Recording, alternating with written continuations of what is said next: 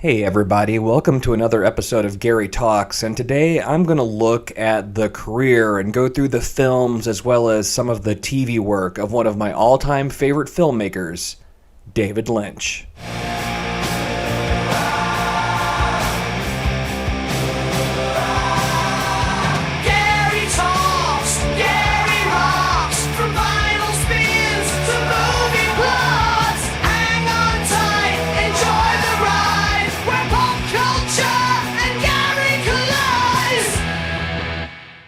I gotta say, I was probably a little bit late to the David Lynch party. I didn't watch Twin Peaks when it was out. I didn't really watch Twin Peaks until, I don't know, maybe 10 years ago was when I first got into it. I had seen The Elephant Man in a film class I had in college about theology and film, and there's a solid chance I didn't see another David Lynch film until I came across Blue Velvet, probably in the early 2000s, and I was blown away by Blue Velvet.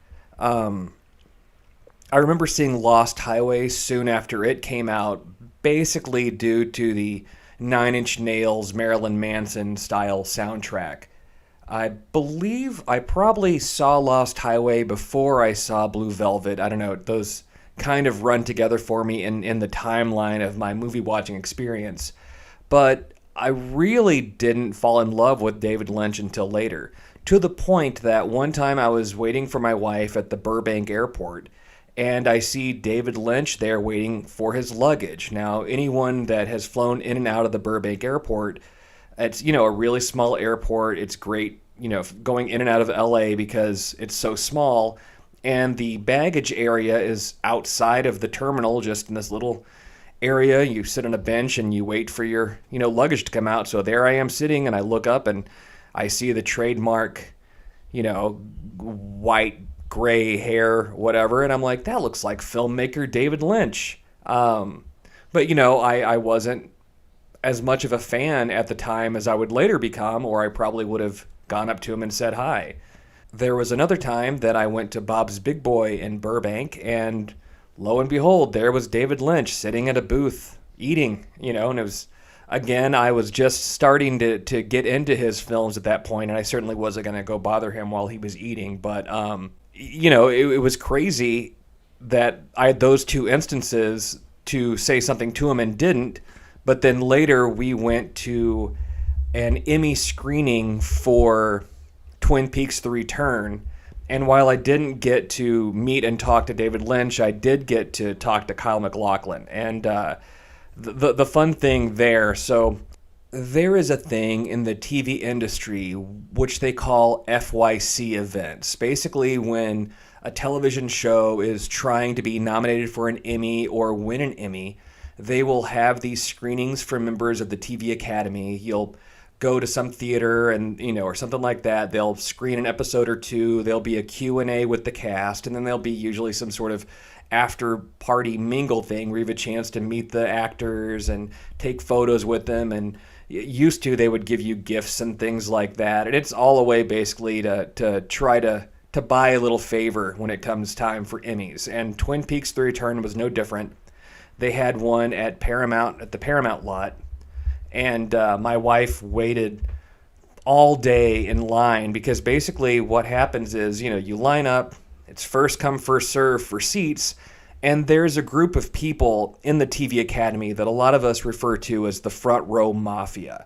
Basically what they'll do is they'll have one person wait in line, then they'll either, there's this long line, they let all their friends chat and cut. So, you'll be second or third in line, and then suddenly now there's 15 people in front of you, even though you've been waiting all night for a good spot. Or they'll run in and they'll throw jackets down and block, the first three rows, because they like to rush the stage to try to get autographs and photos and things that are very unprofessional for someone who is supposed to be in the industry. So my wife got there and she was basically front of line. She was like, we're going to be down front for the David Lynch Q&A so that my husband gets a chance to see it unobstructed.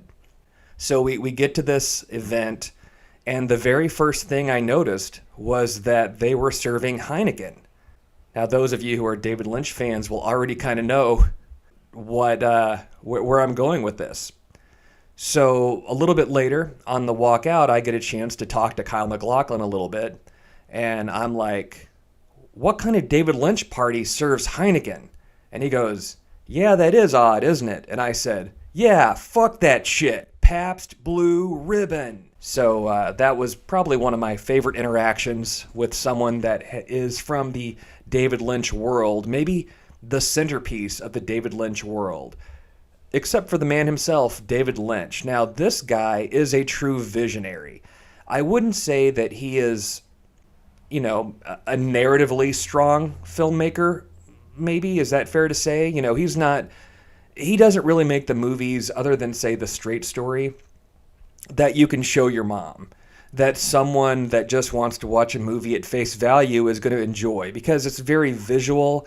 There's a lot of metaphors. Half the time, I don't think David even knows what he's putting on screen, right? It's like he has these dreams and these images, and he's more interested in creating these textures on the screen that can provoke a feeling or provoke a thought. And if a story happens to be in the middle of that, so be it.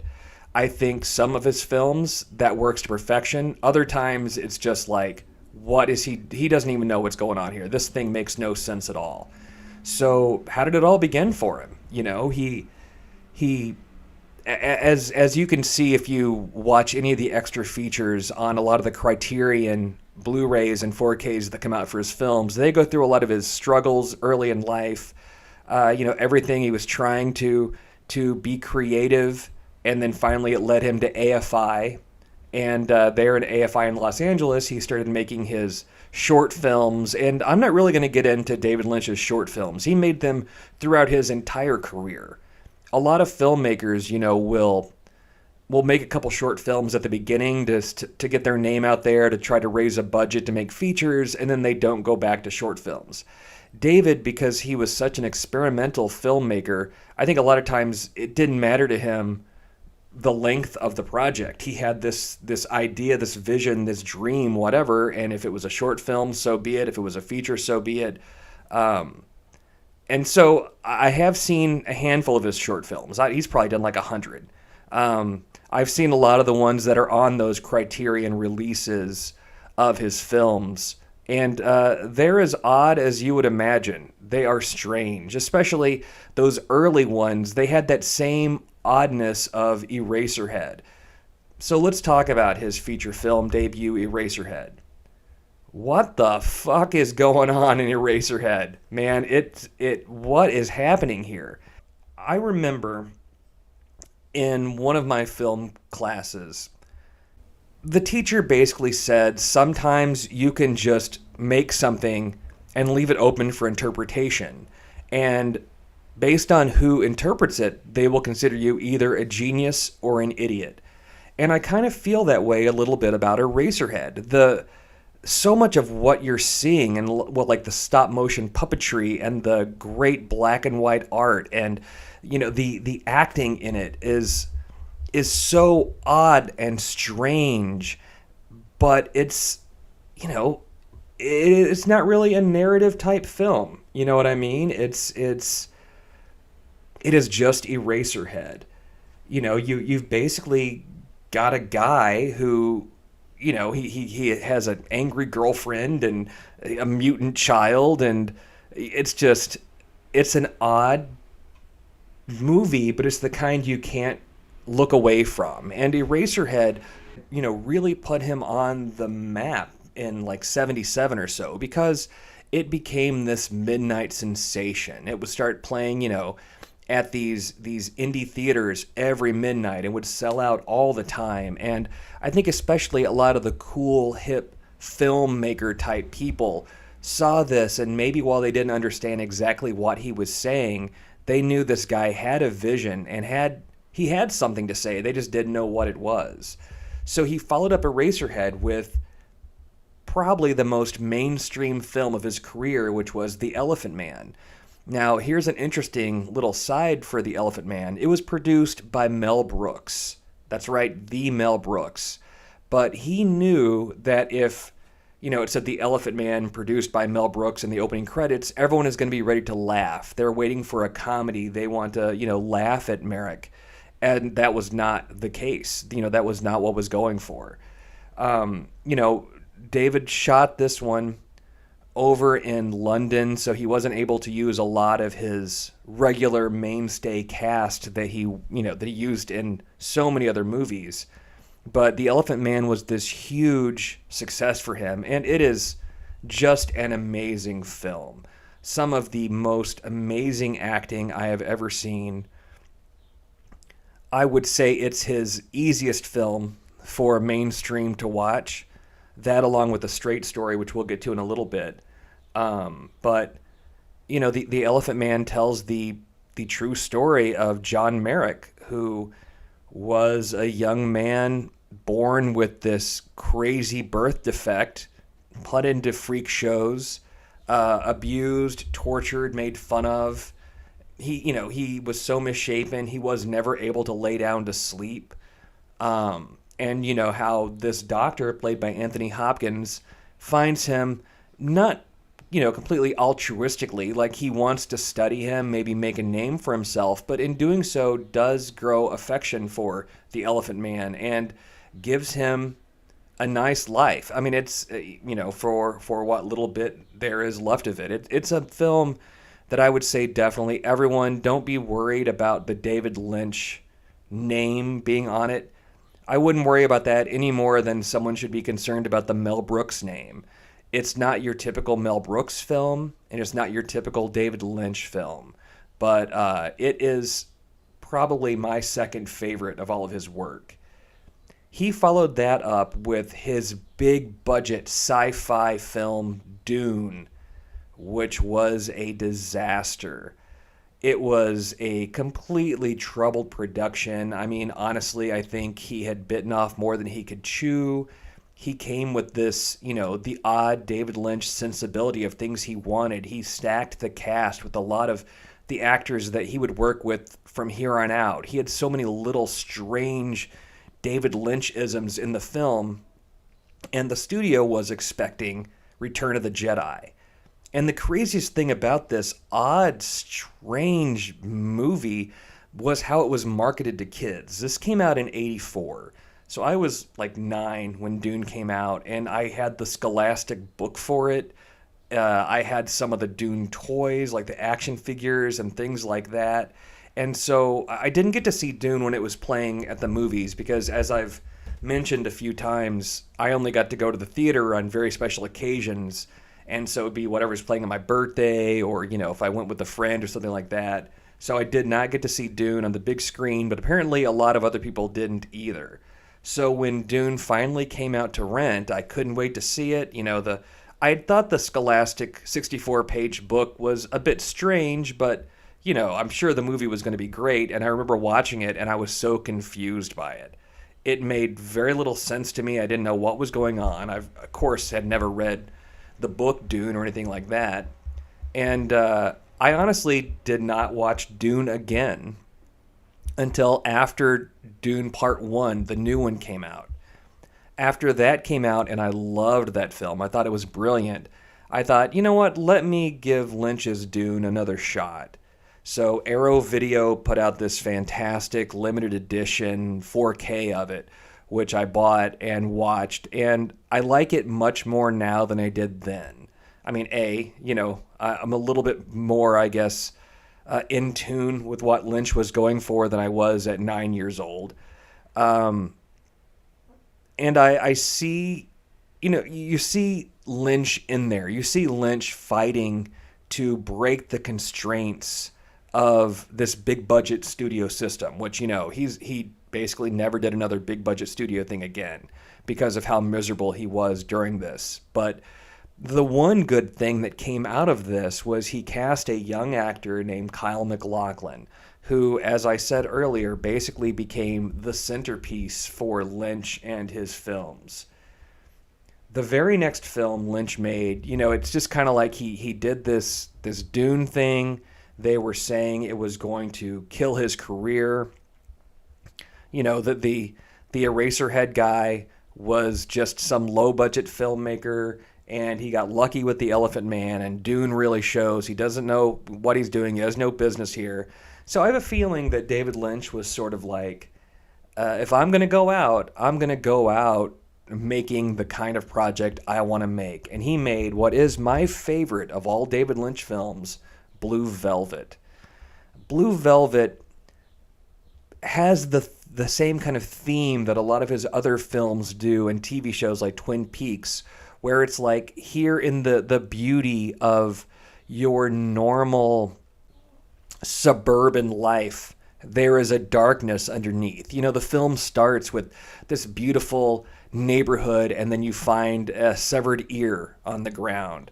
And the whole film kind of follows Kyle MacLachlan as a young college student who has come back to town because his dad had a heart attack, and he wants to be, you know, kind of a private investigator trying to figure out what's going on with this severed ear. He kind of falls in love with this young high school girl played by Laura Dern, you know, which is a little bit odd through today's viewpoints of how much older he was supposed to be than she was. But, you know, she kind of tags along with him as they're trying to solve this case. And they meet one of the greatest characters in film history in Frank Booth, played by Dennis Hopper. It is Dennis Hopper at his most manic, his most crazy. Whenever he auditioned for this film, apparently he just told David Lynch, I am Frank Booth. And this was at a time when he was kind of unhireable based on, you know, stories of his drug use and things like that. He was basically the 1980s version of Robert Downey Jr. He was in that part of his career where nobody wanted to give him a shot. And David Lynch gave him one with Frank Booth, and it is one of the greatest characters ever. This guy is a sadomasochist, addicted to nitrous oxide, hanging out with a bizarre crew of friends, and the man loves his Pabst Blue Ribbon. If you're a person that wants to see a David Lynch film, and The Elephant Man is a little bit too safe for you, Blue Velvet is the one to see. I think it is perfect David Lynch. It's weird without being too weird. It has recognizable actors in it. It has some of his usual strange crew, and he likes to hire a lot of non-actors in places. And it feels very pure David Lynch.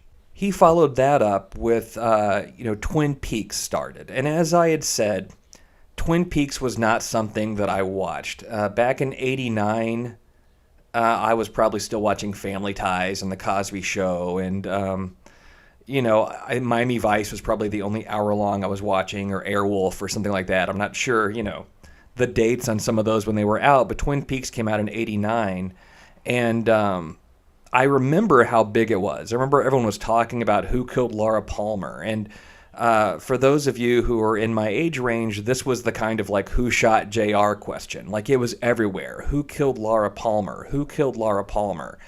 And, when I finally watched Twin Peaks, by this point I had started watching a lot of Lynch movies. I was already in love with Blue Velvet and Lost Highway, and I knew what to expect.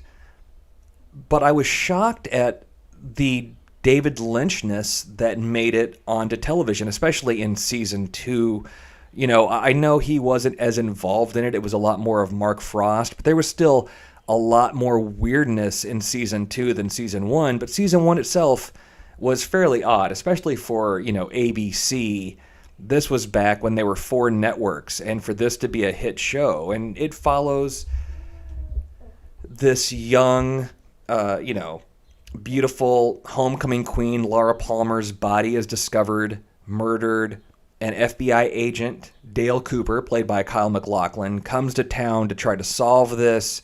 And what you think is just going to be a simple murder case is far darker as, I don't want to give away too much, but there are metaphysical and supernatural elements involved, as well as just the first time I can recall there being a show where the wackiness of all the characters was just as endearing as the plot. you had all of these strange, bizarre, small town folk that Lynch was never making fun of. He was just saying, look how odd and strange these small town folk are.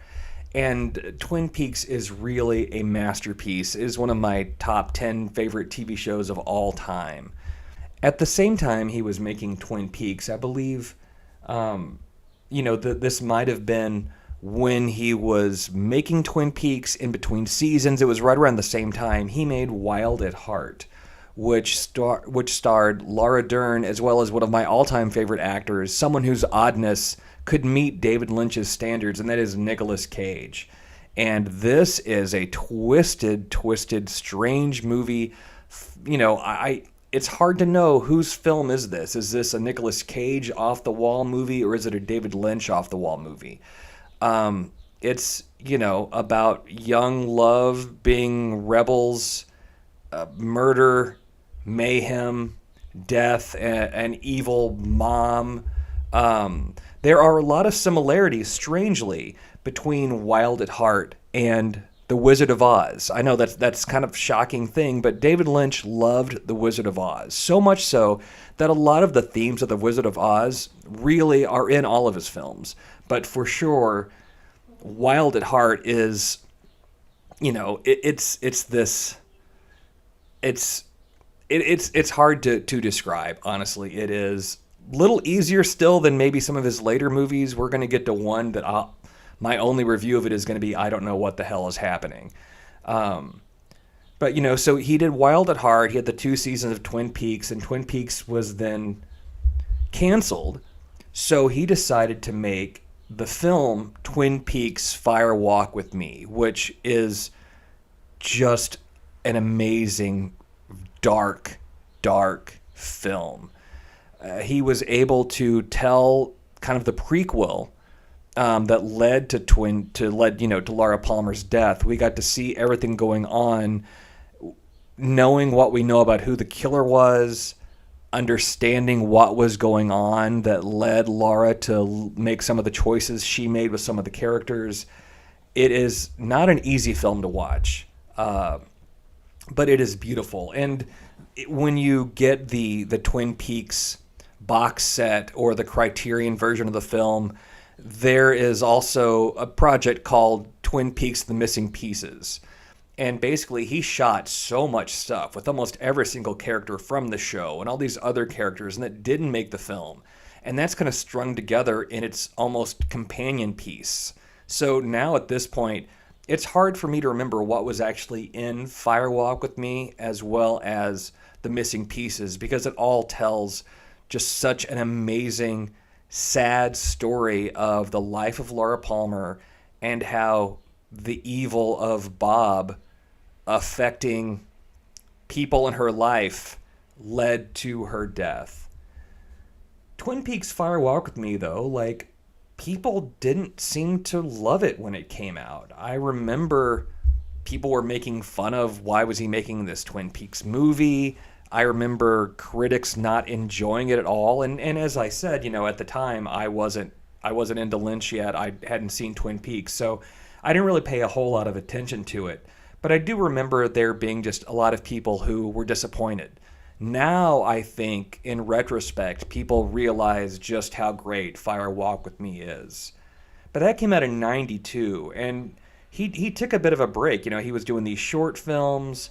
He was doing music videos. He was doing all sorts of things to keep his creative energy going, but he didn't make another feature film until he made Lost Highway in '97. And I remember seeing Lost Highway, as I said, based on the soundtrack. You had the Nine Inch Nails stuff that came out, the Marilyn Manson stuff that came out, and I remember when I watched it, it's such a bizarre movie, right? Like as a lot of the Lynch ones are. It has one of the creepiest scenes I have ever seen in my life in it, with Robert Blake, which now, knowing about his whole murder case thing that happened, makes it a little bit creepier than that. But he plays a guy with no eyebrows. No eyebrows always also makes you creepy. And there's a moment when he goes to our main character, played by Bill Pullman, and he's talking to him, and he's like, I'm at your house right now. And he's like, how are you at my house? And then he's like, call your house. And he calls, and Bill Pullman calls his own house, and Robert Blake, who he's in the room with talking to, picks up the phone to talk to him. It's just that weird David Lynch quality of, I don't really know what's going on, but it's freaking me out. And Lost Highway just has that entire feel to it. You know, it's this saxophone player maybe killed his wife, maybe didn't kill his wife. Is he being framed for it? What's going on? There's kind of time jumps happening. And then strangely, in the middle of the movie, he changes to a completely different character played by Balthazar Getty. So it's a completely different actor. But some of the same characters are still involved. Richard Pryor shows up in one of his last on-screen roles. If I were ranking, I put Lost Highway below Blue Velvet, below Fire Walks with Me, below The Elephant Man. But it's definitely near, you know, the upper ones I really enjoy of David Lynch. I should also mention that a lot of times he uses Angelo Badalamenti to do his scores, and the music is just so perfect that even one time I was watching Lost Highway, my wife's in the other room, just based on that music. She's like, "Are you watching a David Lynch movie?" And it was like, yeah, you know, it goes hand in hand. They worked so well together. After that was the David Lynch Disney movie, rated G, called The Straight Story.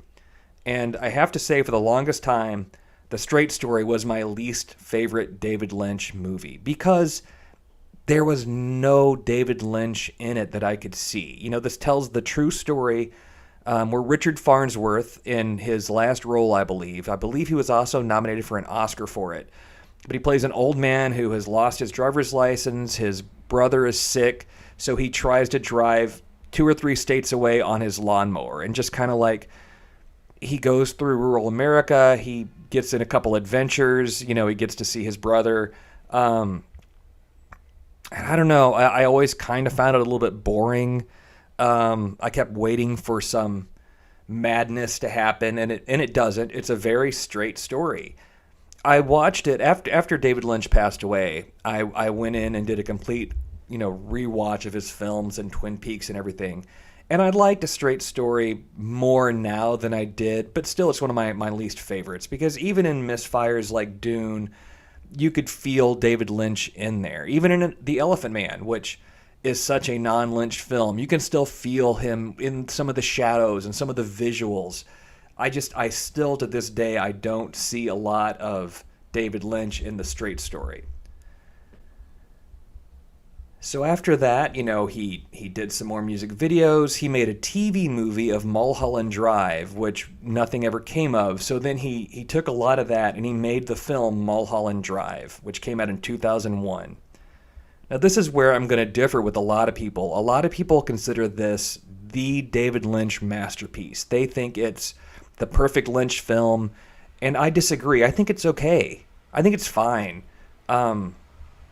I was never blown away by Mulholland Drive.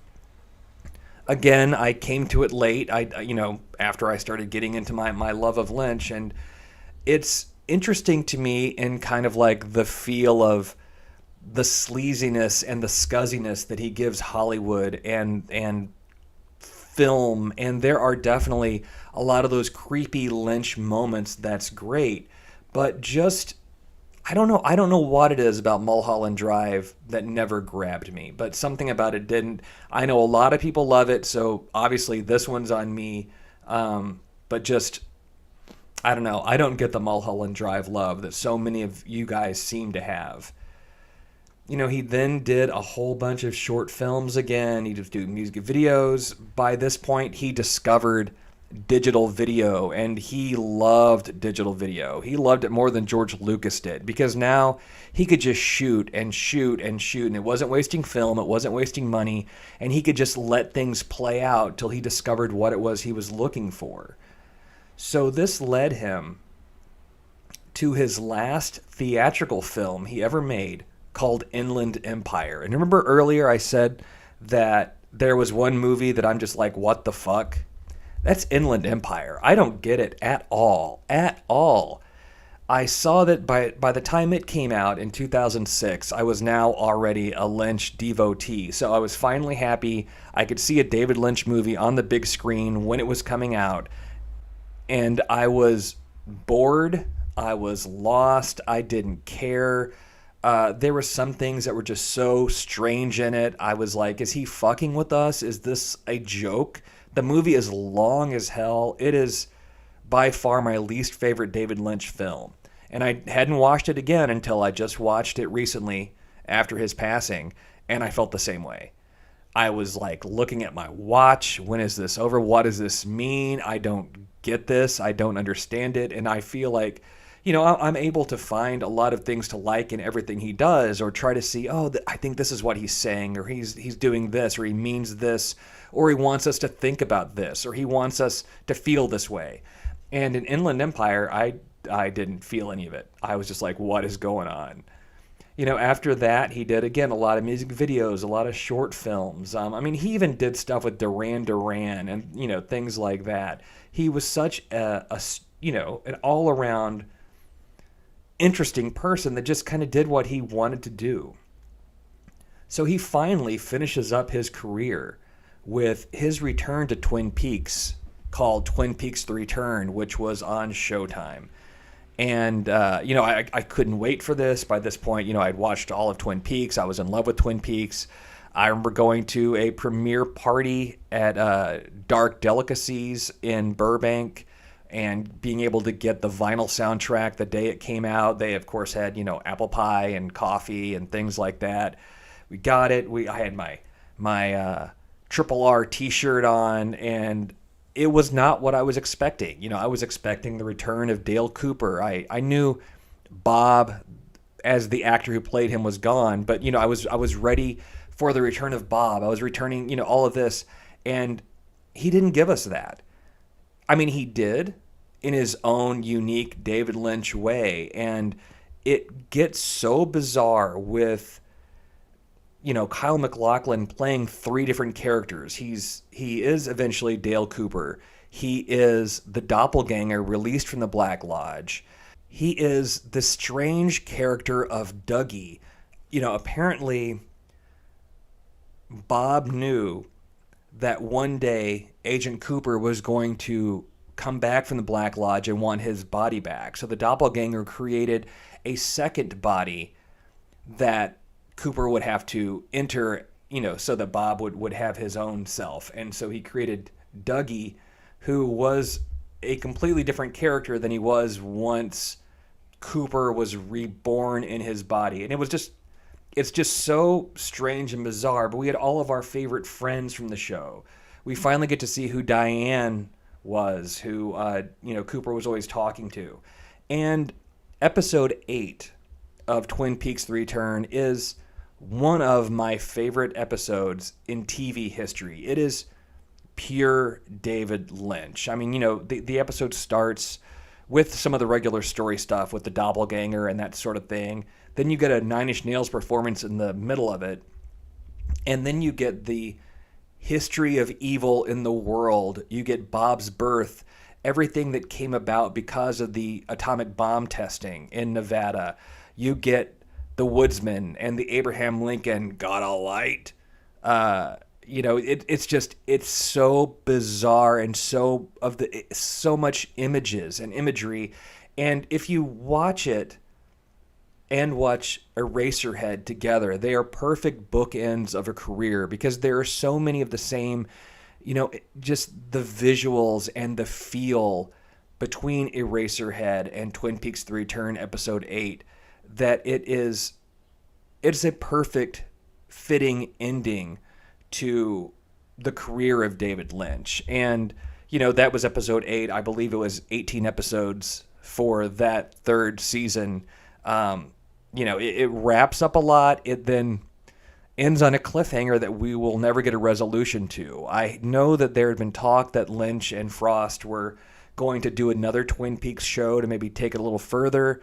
While I would have loved to have seen it, it was a perfect end to a career. Now, of course, we'd all rather David Lynch still be here making more art, making more films, but if you gotta go out, it's best to go out making a masterpiece. So I hope you guys enjoyed this show.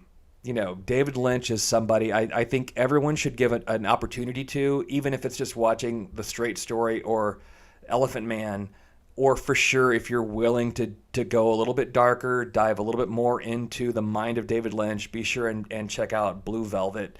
And also check out Mulholland Drive.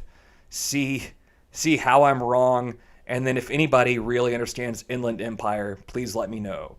I will be back this weekend. We've got a couple wrestling shows, so I will be recapping Night of Champions for WWE and Forbidden Door for AEW, so I will see you guys then.